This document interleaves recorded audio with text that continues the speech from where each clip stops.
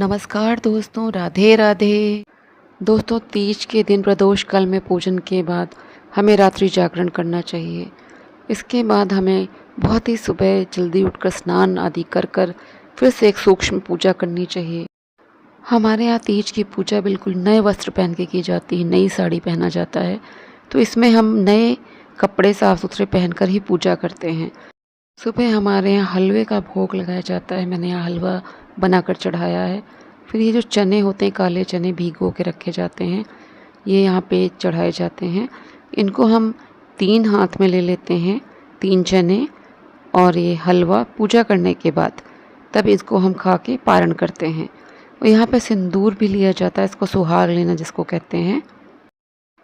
सुबह की पूजा भी हम पूरे 16 श्रृंगार में ही करते हैं और माता पार्वती, गणेश जी और शंकर जी की विधिवत पूजा करते हैं। उनको फिर से स्नान कराते हैं। ये दोपहर की पूजा तो एटलीस्ट हमें करना ही करना चाहिए, एक प्रदोष काल में और सुबह प्रातः काल। ये 2 पूजा हमें घर पर अवश्य ठीक से करनी चाहिए।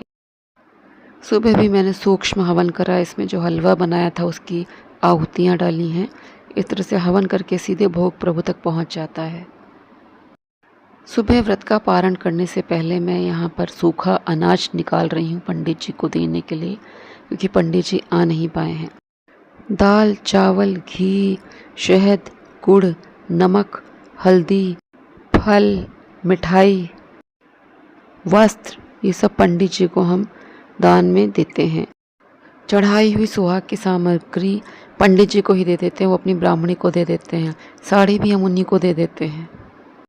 कुछ फल और सुहाग की सामग्री और मिठाई अपने पास हम प्रसाद स्वरूप भी रख लेते हैं देने के बाद। सुबह गौरी माता को मुख्यतः आलता चढ़ाया जाता है और सिंदूर चढ़ाया जाता है। जो आलता हम माता को चढ़ाते हैं वो आलता हम अपने पैर में भी लगाते हैं। फिर माता को जब सिंदूर चढ़ाते हैं तो उनको हम 3 बार जब चढ़ाते हैं तो हम भी अपने 3 बार लगा लेते हैं माथे पर। इस तरह से सुहाग लिया जाता है। इसके बाद जो माता को हम एक चुनरी उड़ाते हैं, उस चुनरी को लेकर हम अपनी साड़ी में बांध लेते हैं। वो सारा दिन हमारी साड़ी में बंधी रहती है।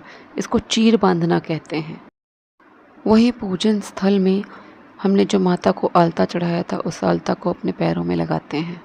फिर बिछिया बदलते हैं। जो माता को बिछिया चढ़ाई होती है वो हम बिछिया अपने पैरों में पहन लेते हैं, पुरानी बिछिया को निकाल देते हैं। अब आपके यहाँ कुछ और रिवाज होगा, हमारे यहाँ जो है वो हम करते हैं। चौकी पे रखी जो फ़ोटो है और पुस्तक है उसको हम हटा देते हैं, इसका विसर्जन नहीं किया जाता है। बाकी हम चौकी को हिला देते हैं, कलश को हिला देते हैं और जो पार्थिव मूर्तियां बने उनको हिला देते हैं और उनसे हाथ जोड़ के कहते हैं आप अपने धाम को जाइए प्रभु, आपको हम फिर पूजा करेंगे तो बुलाएंगे। ये जो नारियल है इसको हम पंडित जी को दे देते हैं और ये जो कलश के चावल हैं और जो कलश के नीचे चावल हैं इसमें थोड़े और चावल मिलाकर हम दान में दे देते हैं, जिससे कोई भूखा आदमी हो उसका पेट भर जाए उतना हम चावल दे देते हैं मिला के। हल्दी, सुपारी, सिक्का को हम फिर रख लेते हैं दोबारा पूजन के लिए। इसको सुखा लेते हैं हल्दी को। पान, लौंग, इलायची सब पंडित जी को दे देते हैं। बताशा घर में कोई बच्चा हो उसको दे दीजिए, खा लेगा वो प्रसाद रूप में। माता को जो गहने चढ़ाए थे आप उसमें से कुछ अपने लिए रख सकते हैं, बाकी दान में दे सकते हैं।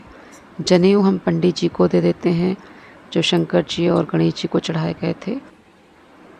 फूल, पत्ते इन सबको उठाकर या तो भूमि विसर्जन कर दिया जाता है या गमलों में डाल दिया जाता है। दिए की बत्ती का भी विसर्जन कर दिया जाता है निकाल के, जैसे पत्तों का किया जाता है, और दिए को धो के रख लिया जाता है। कलश के जल को पूरे घर में छिड़क दिया जाता है। बाकी जो जल बचता है वो पेड़ों में, गमलों में डाल देते हैं।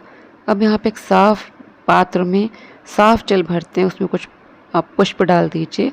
फिर इन मूर्तियों को हम अच्छे से यहीं घर में ही विसर्जित कर देते हैं। हम 3 बार गणपति जी को पानी में ऐसे करते हैं, ओम गंगणपते नमः, ओम गंगणपते नमः, ओम गंगणपते नमः मंत्र का जाप करते हुए उनका विसर्जन कर देते हैं।